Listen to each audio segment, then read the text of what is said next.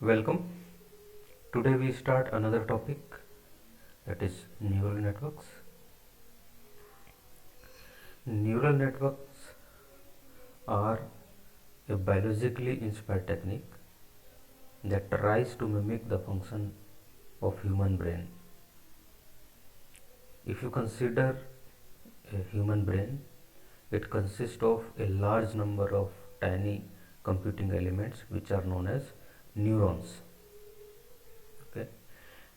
Neurons perform some elementary operations and they are connected to each other and they form a highly dense network of neurons. Okay. So you can say that human brain is a kind of parallel computer that can perform some highly complex operations at a faster rate than any digital computer that exists today. Okay. So uh, as a human we learn a lot of things, we gain knowledge about many things, and that knowledge is obtained through the experience. Okay. And the process of gaining the knowledge is known as learning. Okay. So through the learning we obtain knowledge, and based on that we perform many operations. That is, brain perform many different types of operations based on that experience or knowledge. Okay. And that learning goes on throughout the life of, of a human being. Okay. So on the same track we have developed artificial neural networks, a technique that is inspired by human brain. So as human brain consists a large number of neurons, in the same way an artificial neural network consists of artificial neurons, okay, which are interconnected. They can perform some elementary operation and they can communicate with each other. Okay. As we gain knowledge through learning process, in the same way artificial neural network learns uh, some parameters with the help of learning process, and learning process is performed with the help of a learning algorithm. Okay. So as we store our experience in terms of knowledge, whatever artificial neural network learns, it stores that information in the form of some weights that we will discuss in more detail in coming lectures. Okay.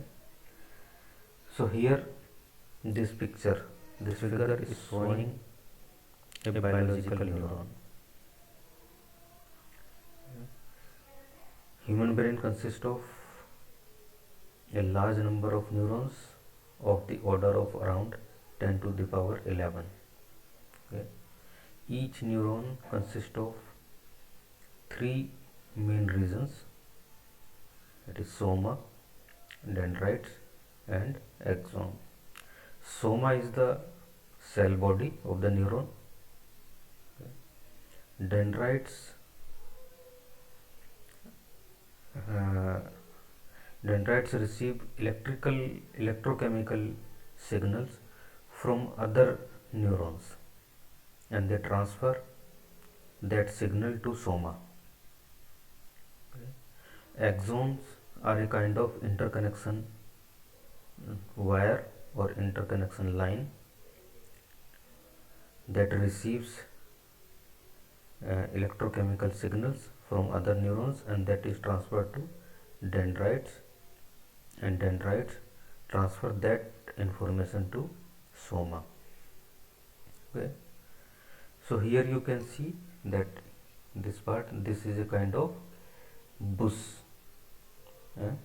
It is a bush of very thin fibers. So these fibers are nothing but dendrites, and they form a dendritic tree. Okay, and this thin wire is a kind of wire. Actually, it is a fiber. It is axon, but it works like a interconnection line or interconnection wire, and the point where it is connected to dendrite is known as synapse. Okay, so axon is a kind of connection line, and synapse is the kind of connection link. Okay, so in this way a large number of neurons are interconnected to form a highly dense network within the human brain. Okay,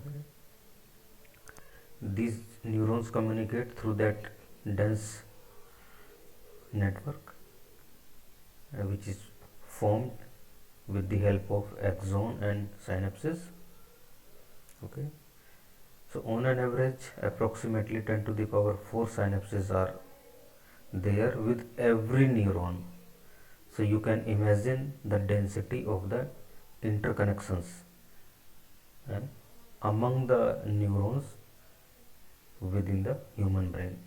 Okay, a single neuron is associated with synapses, that is the connection links, which are of the order of 10 to the power 4. So it is highly dense network of neurons. Okay, so on the same pattern we have designed artificial neurons. Okay, this figure shows the architecture of an artificial neuron. It consists of three main parts, that is synapses or connection links, an adder, and an activation function. These are the three main parts of a neuron. Synapses, these are the connection links, and every connection link is associated with a weight. Okay, these are the input lines. Actually, every input line is associated with a weight. All lines are connected to the adder, and adder performs summation of the weighted signals or weighted inputs. Okay, and an activation function is applied on this summation, and finally we get the output. So this is the architecture of a single artificial neuron. Okay, it also has an optional component which is known as bias, which is used to increase or decrease the overall input. Okay, depending on its value. Okay, so typically you can see that operation of artificial neuron is very simple. It is very elementary. It performs simple summation with weighted inputs. Weighted input means input is multiplied with corresponding weight.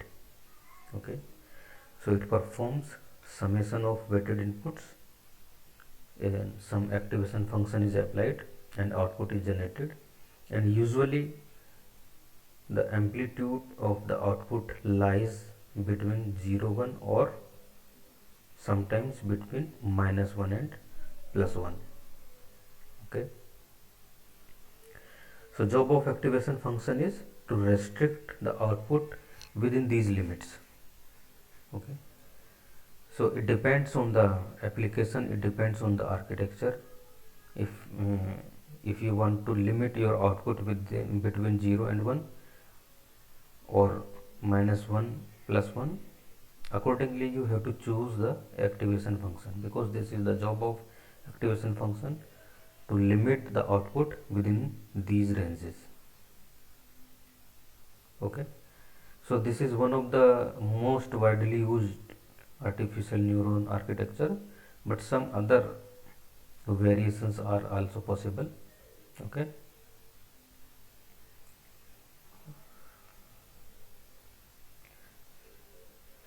it is how an artificial neuron operates, or how an artificial neuron performs its computation. Okay, yk is the output of kth neuron, and output is nothing but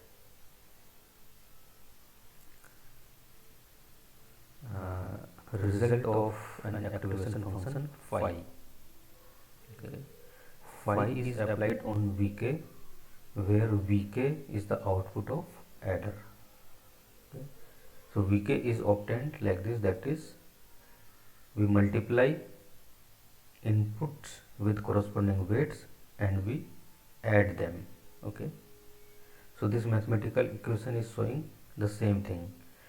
Here we have m input lines to this neuron, so correspondingly we have m weights, so we perform a summation like this.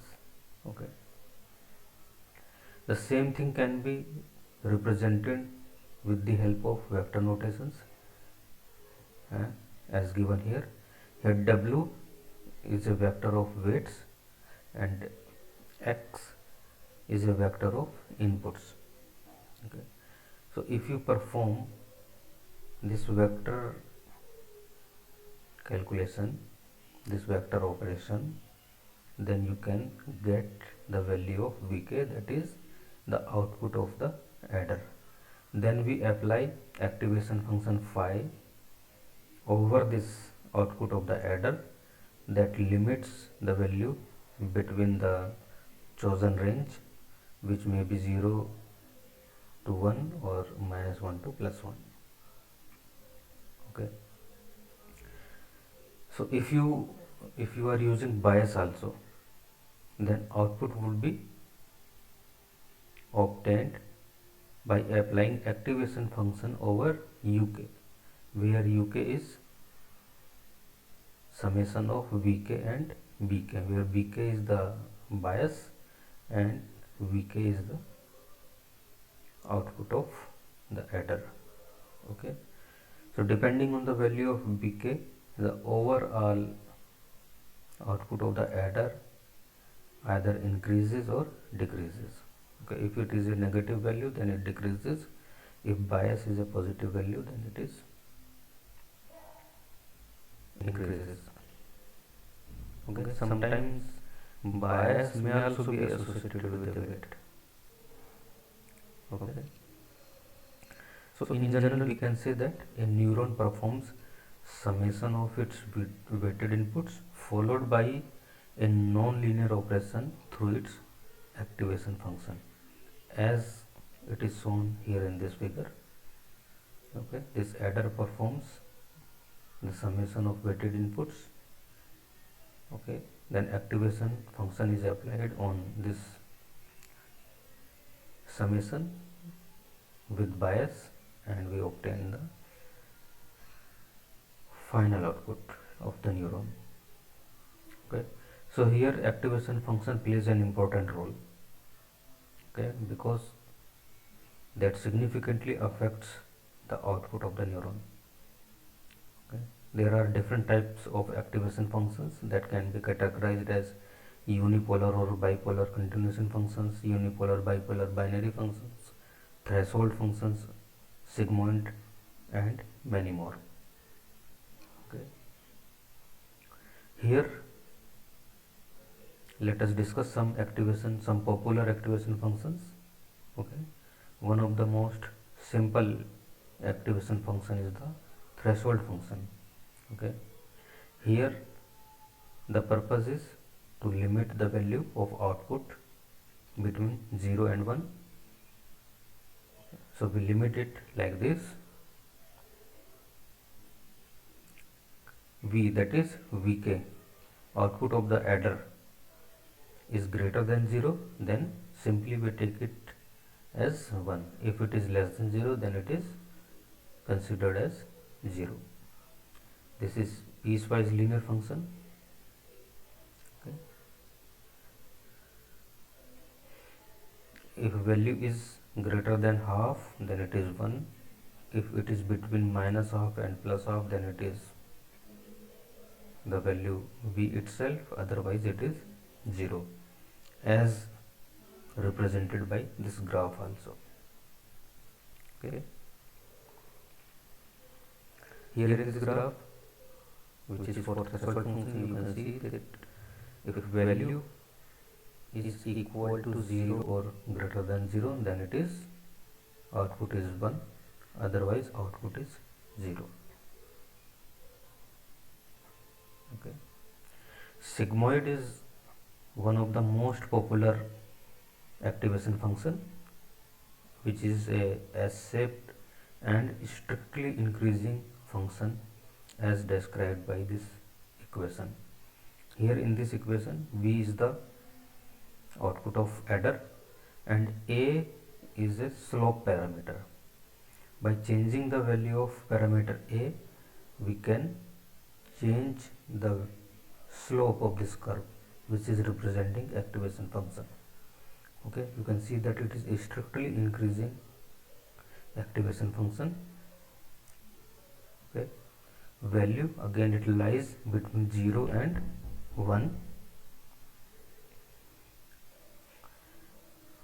Okay, so by choosing appropriate value of A, we can decide the slope of this figure. Okay, so different types of sigmoid functions are possible depending on the value of A.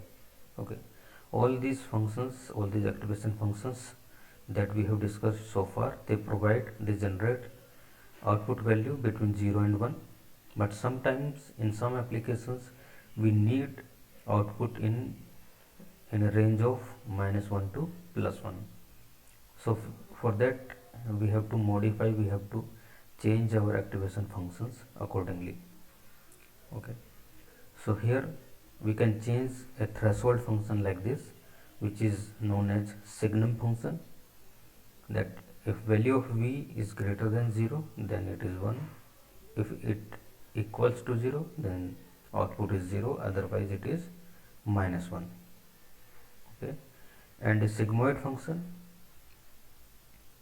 for a range from -1 to +1 can be defined with this mathematical equation, where we have replaced this equation with this tangent, hyperbolic tangent function. Okay, so these are the references that you can refer for further reading. Okay, thank you.